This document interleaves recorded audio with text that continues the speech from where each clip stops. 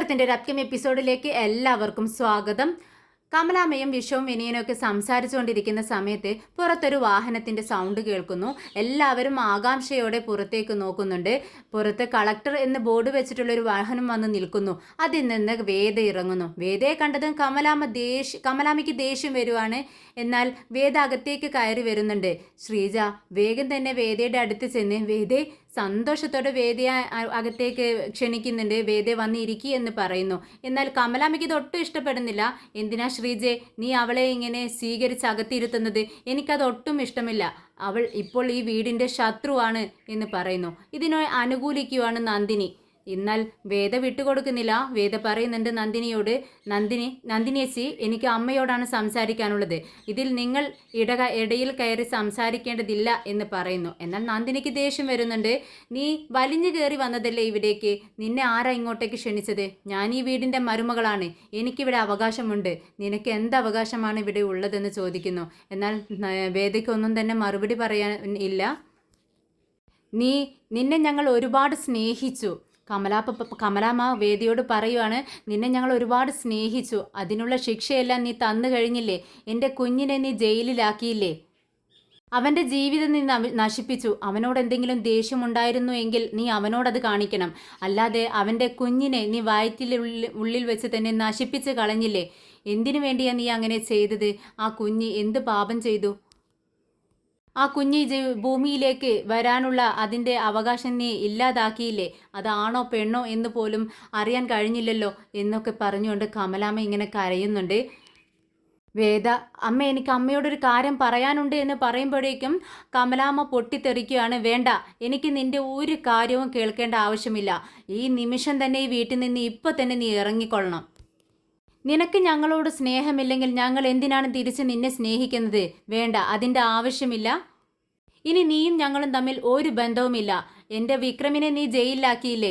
ഇനി എന്തിനാ നീ ഇവിടെ വന്നിരിക്കുന്നത്? എൻ്റെ മറ്റു 2 മക്കളിതാ വിശ്വനിതാ എന്ന് പറഞ്ഞുകൊണ്ട് വിശ്വനെ വലിച്ച് മുന്നോട്ട് കൊണ്ടുവരുവാണ് കമലാമ്മ. എന്നിട്ട് പറയുന്നുണ്ട്, കൊണ്ടുപോയി ഇവരെ കൂടി ജയിലിലിട്. നിനക്ക് സന്തോഷമാവട്ടെ.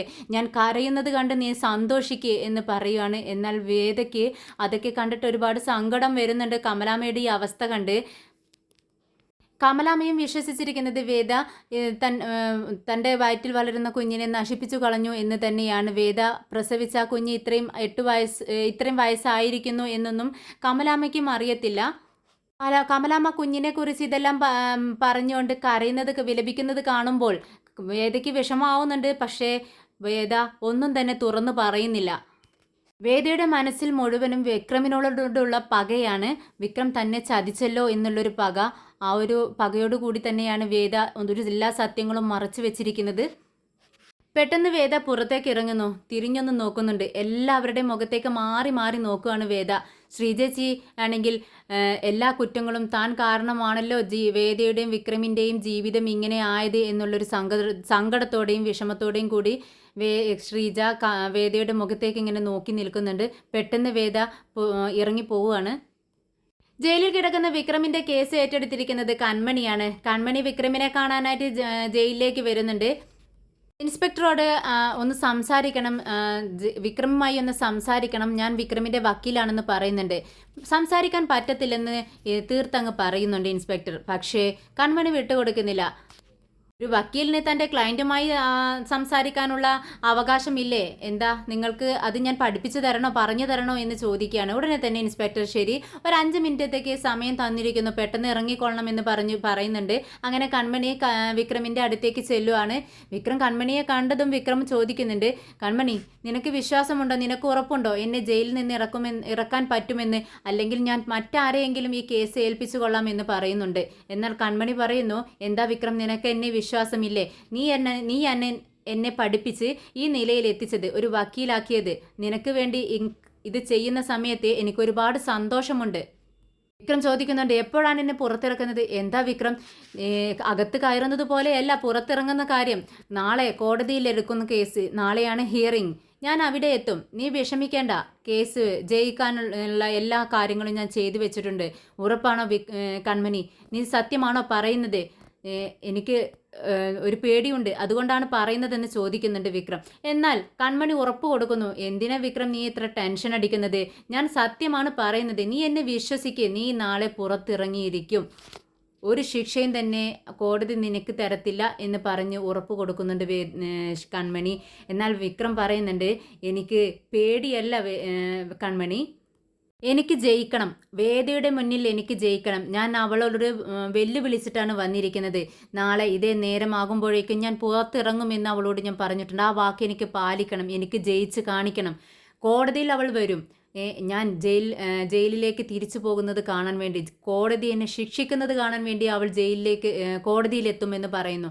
എന്നാൽ കൺമണി അതത്ര കാര്യമാക്കുന്നില്ല. കൺമണി പറയുന്നുണ്ട്, എന്താ വിക്രം, വേദ ഒരു കളക്ടറാണ്, ഒരു കളക്ടർ സാധാ ഒരു കേസ് വാദിക്കുന്നിടത്തേക്ക് വരുമെന്നോ? അതൊരിക്കലും സംഭവിക്കില്ല വിക്രം എന്ന് പറയുമ്പോൾ വിക്രം പറയുന്നുണ്ട്, കൺമണി നിനക്ക് അവളെ മനസ്സിലാവാഞ്ഞിട്ടാ. വേദ എന്താണെന്നും ആരാണെന്നും എനിക്കറിയാം. എനിക്കറിയാവുന്നതുപോലെ അവളെ മറ്റാർക്കും അറിയില്ല. എന്നെ കോടതി ശിക്ഷിക്കുന്നത് കാണാനും കേൾക്കാനും അവൾ നേരിട്ട് കോടതിയിലെത്തും, നീ നോക്കിക്കോ എന്ന് പറയുന്നുണ്ട്. എന്നാൽ വിക്രം പറഞ്ഞതുപോലെ തന്നെയാണ് സംഭവിക്കുന്നത്. പിറ്റേ ദിവസം വിക്രമിനെ കോടതിയിലേക്ക് എത്തിക്കുന്നതിന് മുൻപ് തന്നെ വേദ അവിടെ ഹാജരാകുന്നുണ്ട്. വേദ പോലീസുകാരുടെ ഒപ്പം അകമ്പടിയോടുകൂടി അവിടെ കോടതിയിലെത്തുന്നു. പോലീസുകാരും വക്കീലുമൊക്കെ പറയുന്നുണ്ട് കളക്ടറായ വേദയോട്, മാഡം ഇവിടെ ഇരിക്കേണ്ട ആവശ്യമില്ല, ഇതൊരു സാധാ കേസല്ലേ, എന്തിനാണ് മാഡത്തിൻ്റെ വിലപ്പെട്ട സമയം ഇവിടെ ചിലവഴിക്കുന്നത്? ഇത് ജയിക്കാവുന്ന കേസ് നമ്മൾ തന്നെ ജയിക്കും, വിക്രമിന് ശിക്ഷ കിട്ടിയിരിക്കും മാഡം, ഇത് സാധാ ഒരു കേസ്, സില്ലി കേസ്, ഇതൊക്കെ ജയിക്കാൻ ഒരു പാടുമില്ല, മാഡം പൊക്കോളൂ എന്ന് പറയുന്നുണ്ട്. എന്നാൽ വേദ അത് സമ്മതിക്കുന്നില്ല. ഞാൻ ഇവിടെ തന്നെ ഇരിക്കാം എന്ന് പറഞ്ഞുകൊണ്ട് വേദ പോകാൻ കൂട്ടാക്കുന്നില്ല. അപ്പോഴേക്കും വിക്രമിനെ അങ്ങോട്ടേക്ക് കൊണ്ടുവരുന്നുണ്ട്. വിക്രമും വേദയും മുഖാമുഖം കാണുന്നു. ജന്മശത്രുക്കളെ പോലെയാണ് അവർ നോക്കുന്നത്. വേദ വീണ്ടും ഇൻസ്പെക്ടറോട് ചോദിക്കുന്നുണ്ട്, നിങ്ങൾ എല്ലാ പഴുതുകളും അടച്ചിട്ടില്ലേ, നമ്മൾ തന്നെ വിജയിക്കത്തില്ലേ എന്ന് വേദ ചോദിക്കുകയാണ്. ഉടനെ ഇൻസ്പെക്ടർ പറയുന്നുണ്ട്, വിജയിക്കും മാഡം, ഒരു കുഴപ്പവുമില്ല, വിക്രം ഈ കേസിൽ ശിക്ഷിക്കപ്പെടും. എന്നാൽ വേദക്ക് അത്ര ഉറപ്പില്ല. വേദ പറയുന്നുണ്ട്, വിക്രമിനെ നിങ്ങൾക്ക് അറിയാഞ്ഞിട്ടാ, അവൻ്റെ സ്വഭാവത്തെ പറ്റി നിങ്ങൾക്ക് അറിയാഞ്ഞിട്ടാ, അവൻ പല രീതിയിലും ചിന്തിക്കുകയും ചെയ്യും, രക്ഷപ്പെടാൻ ശ്രമിക്കുകയും ചെയ്യും, എനിക്കത് നന്നായിട്ട് അറിയാവുന്നതാ, അതുകൊണ്ടാണ് വീണ്ടും വീണ്ടും നിങ്ങളോട് ഞാനിങ്ങനെ ചോദിക്കുന്നതെന്ന് പറയുന്നു. മേഡം ടെൻഷൻ ആവാണ്ടിരിക്കുകയോ, സമയം അടുത്തില്ലേ, വാദം തുടങ്ങുന്നു എന്ന് പറയുന്നു. അങ്ങനെ വാദം തുടങ്ങുന്നു. വിക്രം പ്രതിക്കൂട്ടിൽ കയറ്റി നിർത്തുന്നുണ്ട്. പോലീസുകാർ, വക്കീൽ, വാദിയും പ്രതിയുമായിട്ടുള്ള വക്കീൽമാർ തമ്മിൽ വാദിക്കുന്നുണ്ട്. അങ്ങനെ സാക്ഷികളെ പ്രതിക്കൂട്ടി നിർത്തിക്കൊണ്ട് ചോദിക്കുന്നുണ്ട്, ഈ വിക്രമല്ലേ കുറ്റം ചെയ്തത്, നിങ്ങൾ കണ്ടില്ലേന്ന് ചോദിക്കുകയാണ്. ഉടനെ തന്നെ അവർ മൊഴി മാറ്റി പറയുന്നു, ഇല്ല ഞങ്ങൾ കണ്ടില്ല, ആരൊക്കെയോ പറയുന്നത് കേട്ടു വിക്രമാണ് പൂട്ട് പൊളിച്ചതെന്ന്, പക്ഷേ ഞങ്ങൾ നേരിട്ട് കണ്ടില്ല. ഇതങ്ങ് കേട്ടതും വേദ ഞെട്ടുന്നുണ്ട്. വക്കീലും പോലീസുകാരും ഒക്കെ ഞെട്ടിത്തെരിക്കുന്നു. ഇവരുടെ മൊഴി ഇങ്ങനൊരു മാറ്റിപ്പറച്ചിൽ അവർ ഒട്ടും പ്രതീക്ഷിച്ചിട്ടുണ്ടായിരുന്നില്ല. വിക്രം വളരെ അഭിമാനത്തോടുകൂടി വേദയെ ഇങ്ങനെ നോക്കി നിൽക്കുക. കണ്ടോടി വേദേ, ഞാൻ വിജയിക്കാൻ പോകുന്നത് എന്നുള്ള മട്ടിൽ. അങ്ങനെ വിക്രമല്ല കുറ്റം ചെയ്തതെന്ന് വിക്രമിൻ്റെ വക്കീൽ കോടതിയിൽ തെളിയിക്കുന്നു.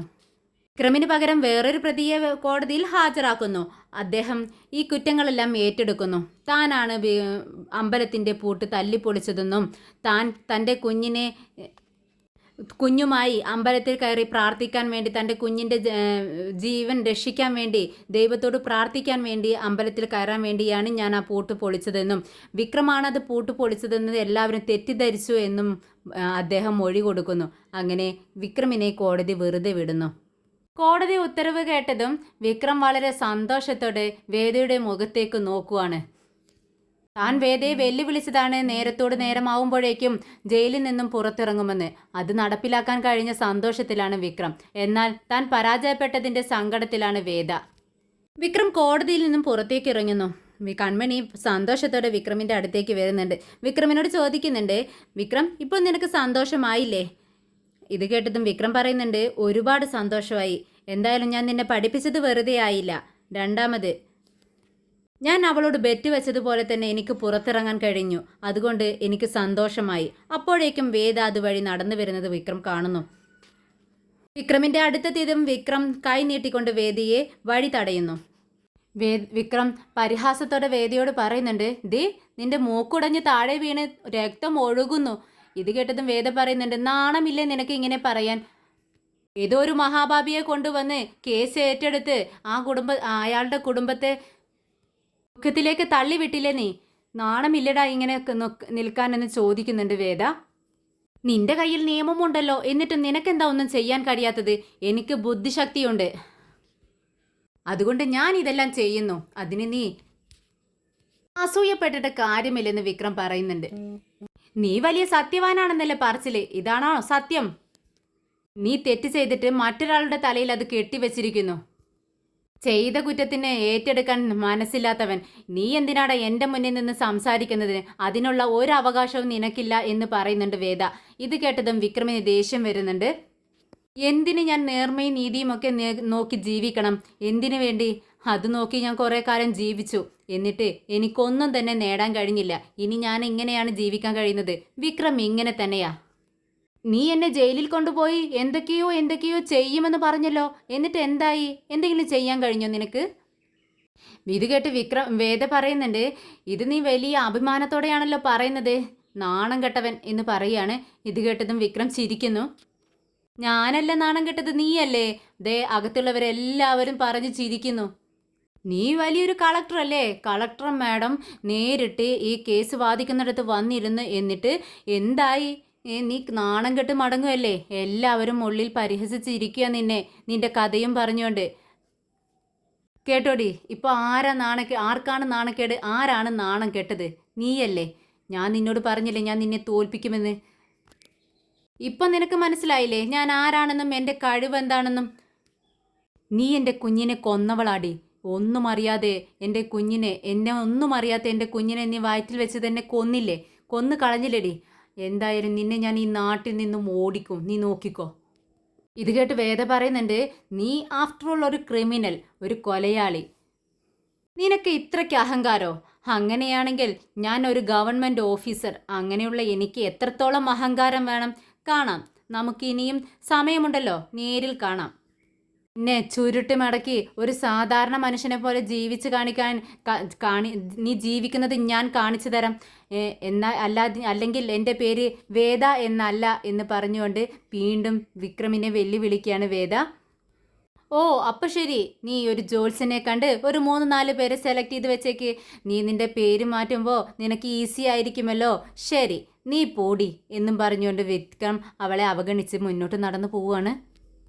വേദ കാറിനടുത്തെത്തിയതും ശ്രീജ ഓടി വരുന്നുണ്ട്. വേദ എന്ന് വിളിക്കുമ്പോൾ വേദയ്ക്ക് ശ്രീജച്ചിയോട് സംസാരിക്കാതിരിക്കാൻ ഒരു നിവൃത്തിയും ഇല്ലാത്തതുകൊണ്ട് വേദ അവിടെ തന്നെ നിൽക്കുന്നുണ്ട്. ചേച്ചി പറ, എന്താ കാര്യമെന്ന് ചോദിക്കുന്നുണ്ട്. ശ്രീജ പറയുന്നുണ്ട്, വേദേ നീയും വിക്രമിൻ്റെയും ഇടയിൽ സ്നേഹമുണ്ടെന്ന് എനിക്കറിയാം, എന്നിട്ടും നിങ്ങൾ എന്തിനാണ് ഇങ്ങനെ ശത്രുക്കളെപ്പോലെ പെരുമാറുന്നതെന്ന് ചോദിക്കുന്നു. ചേച്ചി അവനെക്കുറിച്ച് എനിക്കൊന്നും കേൾക്കണ്ട എന്ന് പറയുന്നുണ്ട് വേദ. വേദേ നിനക്ക് അവനോടും ഒരുപാട് സ്നേഹമുണ്ട്, അവനക്ക് നിന്നോട് തിരിച്ചും സ്നേഹമുണ്ടെന്ന് എനിക്ക് നന്നായിട്ട് അറിയാം, എന്നിട്ടും എന്തിനാ പുറത്ത് ഈ ദേഷ്യം നടിച്ച് നിങ്ങൾ നടക്കുന്നതെന്ന് ശ്രീജ ചോദിക്കുന്നുണ്ട്. പക്ഷേ വേദ പൊട്ടിത്തെറിക്കുകയാണ് ശ്രീജയെ നോക്കിക്കൊണ്ട്. വേണ്ട ചേച്ചി, എനിക്ക് അവനെക്കുറിച്ച് ഒന്നും തന്നെ അറിയണ്ട, അവൻ്റെ കാര്യം എന്നോട് സംസാരിക്കാൻ വേണ്ട. അങ്ങനെയാണെങ്കിൽ ഞാൻ ഇപ്പോൾ തന്നെ ഇവിടെ നിന്നും പോകുമെന്ന് പറയുന്നുണ്ട് വേദ. പക്ഷേ ശ്രീജ വീണ്ടും പറയുന്നുണ്ട്, വേദ പ്ലീസ് വേദ, ഞാൻ പറയുന്നത് ഒന്ന് കേൾക്ക്. നീയും അവനും ഒരു 5 മിനിറ്റ് രണ്ടുപേരും കൂടെ ഒന്ന് നിന്ന് സംസാരിക്ക്. ഒരു 5 മിനിറ്റ് മാത്രം മതി വേദേ. നിങ്ങൾ രണ്ടുപേരും തുറന്ന് സംസാരിക്കുന്ന സമയത്ത് അവൻ എന്തിനാ ഇങ്ങനെ ചെയ്തതെന്ന് നീ അവനോട് ചോദിക്ക്. അവൻ കാര്യങ്ങളെല്ലാം നിന്നോട് പറയും എന്താ സംഭവിച്ചതെന്ന്. അങ്ങനെ നിങ്ങളുടെ ഇടയിലുള്ള പ്രശ്നങ്ങളെല്ലാം തീരും വേദേ. നിങ്ങൾക്ക് സന്തോഷമായിട്ടുള്ളൊരു ജീവിതവും ഉണ്ടാവും. ചേച്ചി അവൻ ഒരു റൗഡി, ഒരു പൊറുക്കി. അവന് മുന്നിൽ നിന്ന് സംസാരിക്കേണ്ട ആവശ്യം എനിക്കില്ല. ഞാനൊരു കളക്ടറാണ്, അതെനിക്ക് അപമാനമായിട്ടാണ് തോന്നുന്നത്. നീ ഇത്രത്തോളം വിക്രമിനെ വെറുത്ത വേദേ എനിക്ക് വിശ്വസിക്കാൻ കഴിയുന്നില്ല. ദേ നീ ഒരേ ഒരു തവണ അവനോട് സംസാരിക്ക് പ്ലീസ് വേദേ. അവനോട് മാപ്പ് ചോദിക്ക്. അവൻ്റെ കുഞ്ഞിനെ നീ നശിപ്പിച്ച് കളഞ്ഞതിന് ഒരേ ഒരു തവണ അവനോട് മാപ്പ് ചോദിക്ക്. അവൻ നിനക്ക് മാപ്പ് തരും. നിങ്ങൾ സന്തോഷത്തോടെ ജീവിക്കണം വേദേ. ചേച്ചി ഇങ്ങോട്ട് നോക്ക്, എൻ്റെ ജീവിതം എങ്ങനെ വേണമെന്ന് തീരുമാനിക്കുന്നത് ഞാനാണ്. ഇനി മുതൽ എൻ്റെ ജീവിതത്തിൽ വിക്രം എന്ന് പറയുന്ന ഒരു വ്യക്തി ഇല്ല. അത് ഞാൻ തീരുമാനിച്ച് ഉറപ്പിച്ചു കഴിഞ്ഞ കാര്യമാണ്. തെറ്റാണ് വേദേ, ഇല്ല ചേച്ചി, അത് തെറ്റല്ല, അതാണ് ശരി. ഇനി എൻ്റെ ജീവിതത്തിൽ വിക്രം എന്ന് പറയുന്ന ഒരു വ്യക്തിയില്ല. അവനില്ലാത്തത് കൊണ്ട് തന്നെ എൻ്റെ ജീവിതം ഇപ്പം വളരെ മനോഹരമായി മുന്നോട്ട് പോയിക്കൊണ്ടിരിക്കുകയാണ്. ഞാൻ വളരെ സന്തോഷത്തോടെയാണ് ജീവിക്കുന്നത്. ദേ നോക്കി ചേച്ചി, എനിക്ക് ചേച്ചി ഒരുപാട് ഇഷ്ടമാണ് എന്ന് കരുതി അവനെപ്പറ്റി ചേച്ചി ഇങ്ങനെ സംസാരിച്ചുകൊണ്ടിരിക്കുന്ന സമയത്ത് അതൊന്നും കേൾക്കാനുള്ള താല്പര്യം എനിക്കില്ല, കേൾക്കണമെന്നുമില്ല. അതുകൊണ്ട് ഇനി മേലാൽ ചേച്ചി അവനെക്കുറിച്ച് സംസാരിക്കാനായി എൻ്റെ അടുത്തേക്ക് വരരുത്. പെട്ടെന്ന് ശ്രീജ വേദയോട് പറയുന്നുണ്ട്. അത് വേദ എന്താണ് സംഭവിച്ചതെന്ന് പറഞ്ഞാൽ അത് വേദ എന്ന് പറഞ്ഞുകൊണ്ട് ശ്രീജ സത്യങ്ങളെല്ലാം തുറന്നു പറയാൻ നിൽക്കുന്ന സമയത്ത് പെട്ടെന്ന് പിറകിൽ നിന്നും വിക്രം വിളിക്കുന്നു, ചേച്ചി. ശ്രീജ പെട്ടെന്ന് ഞെട്ടിക്കൊണ്ട് പിറകിലേക്ക് തിരിഞ്ഞു നോക്കുന്ന സമയത്ത് വിക്രം തൻ്റെ അടുത്തേക്ക് നടന്നു വരുന്നത് കാണുന്നുണ്ട്. എന്താ ചേച്ചി, എന്താ സംസാരിക്കുന്നത് ഇവിടെ? എന്തിനാ ചേച്ചി ഇവളോടൊക്കെ സംസാരിക്കുന്നത്? ഇവളെ തോറ്റ് തുന്നം പാടി ഓടിക്കൊണ്ടിരിക്കുക. ചേച്ചി എന്തിനാ ഇവളെ പിടിച്ചു നിർത്തി സംസാരിക്കുന്നത്? അവളൊരു കൊലയാളിയല്ലേ. ഇവളെ ഈ നാട് വിട്ട് ഓടിക്കലാണ് എൻ്റെ ടാസ്ക്. ഇത് കേട്ടതും വേദ പറയുന്നുണ്ട്, നിന്നെ ജയിലിലാക്കുന്നതാണ് എൻ്റെ ടാസ്ക്. വീണ്ടും വിക്രം വേദയോട് ദേഷ്യപ്പെട്ട് സംസാരിക്കാൻ നിൽക്കുന്ന സമയത്ത് ശ്രീജ പറയുന്നുണ്ട്, ദേ വിക്രം വേണ്ട, നിങ്ങൾ രണ്ടുപേരും ഇങ്ങനെ ദേഷ്യപ്പെട്ട് സംസാരിക്കണ്ട, ഒന്ന് മാറിപ്പോ വിക്രം. ഇല്ല ചേച്ചി, എനിക്ക് ഇവളോട് ഒരുപാട് പറയാനുണ്ട്.